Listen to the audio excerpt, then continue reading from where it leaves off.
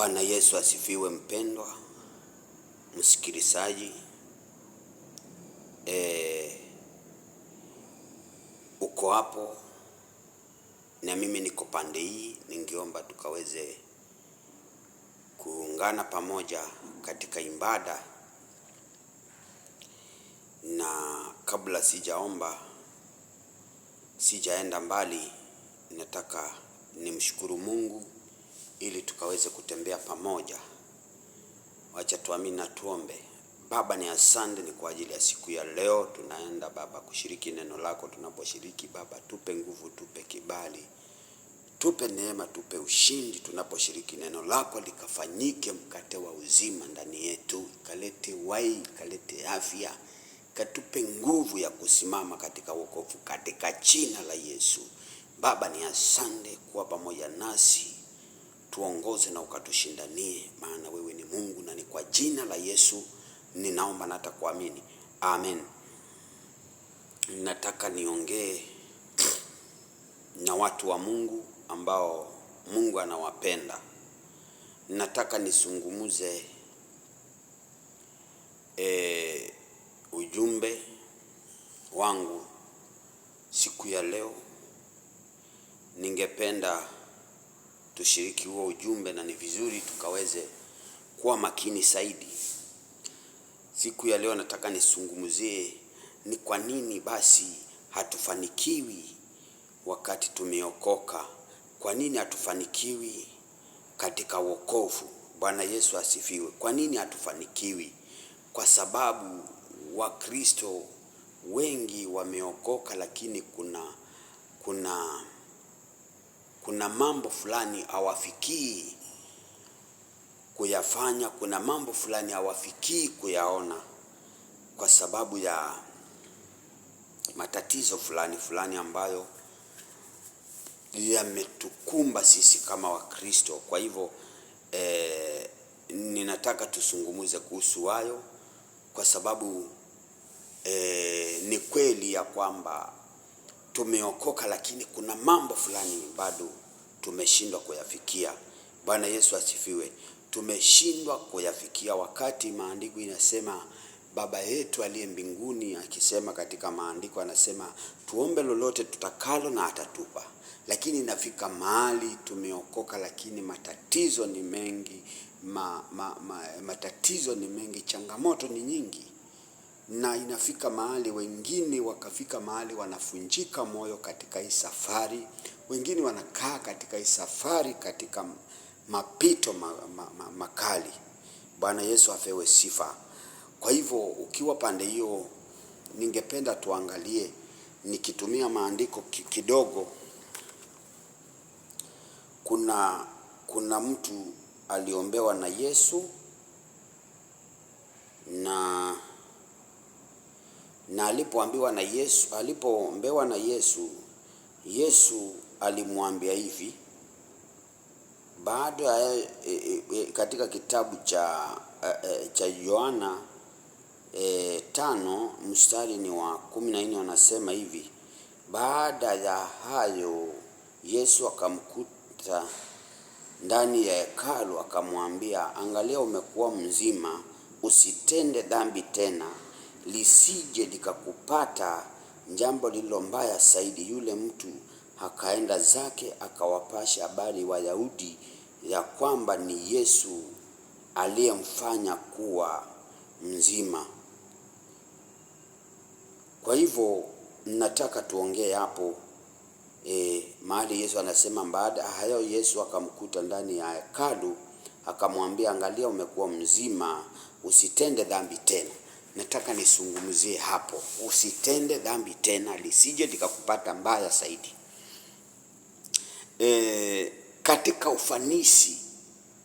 Katika ufanisi kuna mambo mengi Mungu hupenda kutenda ndani ya maisha yetu.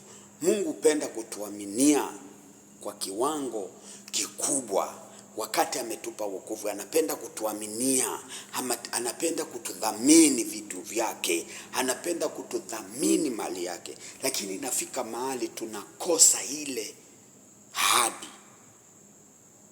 Bwana Yesu asifiwe. Tunakosa ile ahadi. Kwa sababu ya nini? Wakati tunaingia kwa wokovu, Yesu alipotuombea kwa wokovu, nataka ujue mpendwa, ulipona. Kuna mambo yalipona katika maisha yako, lakini wewe labda hujui. Ulipona kukutana na fisirani, ulipona kukutana na mambo ambayo yanaweza kukutesa hapa duniani. Ulipona mambo mengi, lakini hiyo safari inapoanza, Yesu akamwambia yule mtu, enda na usitende dhambi tena. Kwa hivyo wakati tumeokoka, kuna safari Yesu huwa anataka tuianze na atufanye kama yule aliyempata pale mbilikani. Anatuambia, umeokoka sasa, tembea ndani ya wokovu na usitende dhambi tena.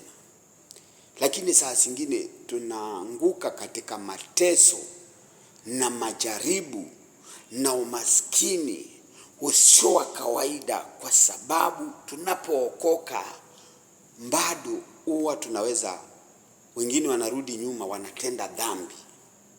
Wengine wanatenda dhambi, na wakitenda dhambi, yale Yesu anazungumza hapa yasije yakarudi kwako tena, huwa yanaturudia tena. Wale ambao tumeokoka, nikiongea na watu wengi waliombewa wokovu, lakini wakarudi nyuma. Kwa sababu ya nini? Kwa sababu ya dhambi. Kuna mambo ambayo unaweza ukatenda, lakini dhambi unapotenda inakufanya urudi nyuma kuliko kile kiwango ambacho ulikuwa. Na kwa sababu ni kizuizi, dhambi ni kizuizi cha kumfanya mtu hasifike mahali Mungu alimkusudia. Dhambi ni sababu ya mtu kutofika mahali anataka kwenda. Dhambi ni sababu ya mtu kutofanikiwa katika maisha yake ya wokovu. Dhambi inaweza ikakufanya, Mungu ameweka destiny kubwa mbele yako, lakini usifikie ile hatima yako kwa sababu ya dhambi tu. Ni sawa, Mungu amekuahidi nitakubariki, Mungu amekuahidi nitakutendea, Mungu ameahidi mambo mengi, lakini dhambi inaweza ikafanya usifikie yale malengo Mungu ameweka ndani yako. Unaweza usifikie kwa sababu ya dhambi tu, kwa sababu kuna vile siku hizi Wakristo tumemzoea Mungu kiasi ya kwamba unaweza ukawa umeokoka, lakini unatenda dhambi kwa sababu Jumapili utaenda kutubu, kwa sababu utaenda kanisani utubu, kwa sababu pastor atakuombea. Lakini nataka nikuambie, dhambi inaweza ikafanya usifikie malengo ambao Mungu alikuahidi. Malengo ulio nayo, dhambi inaweza kufanyika kizuizi. Dhambi peke yake inaweza ikafanyika kizuizi. Mungu anataka kufanya mambo makubwa, lakini dhambi inafanyika kizuizi cha yale Mungu anataka kukufanyia.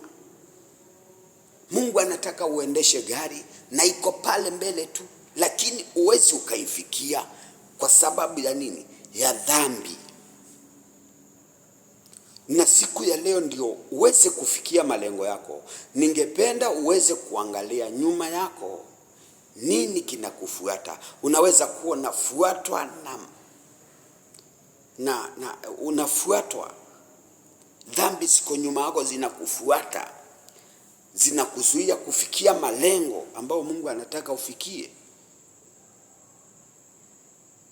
Kwa sababu kuna vile watu wamemzoea Mungu, wanasema kwa yote yaliisha, lakini ukiangalia watu wameokoka, lakini ukiangalia tabia zao ni zile zile za kwanza, ni zile zile za kitambo, tabia zao ni zile zile, lakini wameokoka. Hawajaacha kufanya yale walikuwa nafanya, na matatizo yanaendelea na kuongezeka ndani yao.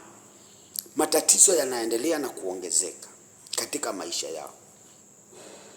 Yule mtu anakaa kwa wokovu na hakuna mabadiliko ndani yake. Kwa hivyo siku ya leo nataka ufanikiwe katika maisha yako. Angalia mahali ambapo hauko sawa na Mungu. Uliokoka lakini kuna mahali hauko sawa na Mungu. Ningependa siku ya leo tuweze kuomba na usimame sawa sawa na Mungu, ili uone Mungu akifungua milango, Mungu akikutendea, kwa sababu Mungu yuko na anatenda na ako na mipango mizuri na wewe. Kwa hivyo siku ya leo nataka nikuombee Mungu aweze kukufanikisha. Simama vizuri. Kizuizi kinachokuzuia ni wewe, unaweza ukachukua hatua na kikaondoka.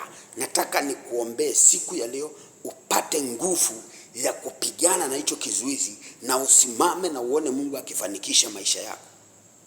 Angalia, tumeokoka lakini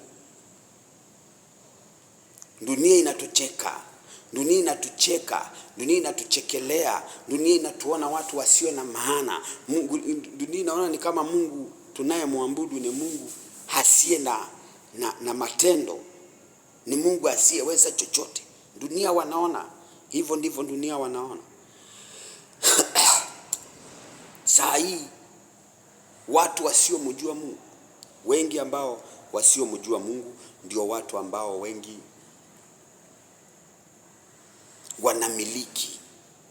wanamiliki vitu na hawamjui Mungu. Imagine mtu wa Mungu. Watu wasiokoka wako na magari, wako na manyumba, wako na vitu nyingi na hawajaokoka. Na Mungu anasema Mungu tunayemwabudu ndio mwenye muumba wa hizo vitu vyote, lakini wanaomiliki ni wenye dhambi. Kwa sababu sisi tunayemwabudu, maandiko inasema watu wangu wanapotea kwa kukosa kuwa na maarifa. Hatumuelewi Mungu tunayemwabudu anapenda nini. Mungu tunayemwabudu anapenda nini? Anataka tukae namna gani ili aweze kutudhamini, ili aweze kutuaminia mambo makubwa? Anapenda nini? Kwa hivyo mtu wa Mungu, siku ya leo tuombe Mungu akaweze kukusaidia kupigana na hicho kizuizi, ili ukaweze kupenya katika maisha yako na uone maisha ya wokovu yakiwa ya furaha. Ufurahie wokovu, sije ukakaa kwa wokovu na kutesekea wokovu miaka yote. Ni sawa kuna makombola, lakini haina haja kutesekea wokovu miaka yote. Kwa hivyo nataka tuombe, tuamini na Mungu atakutendea. Baba, ni asante kwa ajili ya huyo mpendo, kwa ajili ya ndugu, kwa ajili ya huyo dada. Baba, ninamkabidhi mikononi mwako, kaweze kuwa pamoja naye aliyopokea hiyo neno. Baba, ukatembee na yeye, ukampiganie, ukiondoa vizuizi, ukiondoa laana, ukiondoa aibu ndani yake, ukiondoa vifungo ndani yake, roho zote za kupigana na yeye, roho zinazosababisha simame katika wokovu, ninazikataa na kusifunja katika jina la Yesu. Vizuizi vya kila aina, maroho yanayosababisha dhambi ndani yake, ninaivunja na kuiteketeza na moto wa Roho Mtakatifu katika jina la Yesu. Ninakemea roho za kila aina, madhabahu za kila aina za kusababisha dhambi ndani yake, ninazivunja na kuziteketeza na moto wa Roho Mtakatifu katika jina la Yesu. Ninaachilia nguvu mpya ndani yake, ninaachilia nguvu ndani yake, nguvu ya Roho Mtakatifu. Kuanzia sasa umefunguliwa. Mara ya kwanza umefunguliwa, mara ya pili umefunguliwa, mara ya tatu umefunguliwa, mara ya nne umefunguliwa, mara ya saba umefunguliwa, mara ya tano umefunguliwa, mara ya sita umefunguliwa, mara ya saba umefunguliwa katika jina la Yesu. Tunaomba na atakuamini. Amen. Amini mtu wa Mungu, Mungu atakufungua. Barikiwa sana. Amen.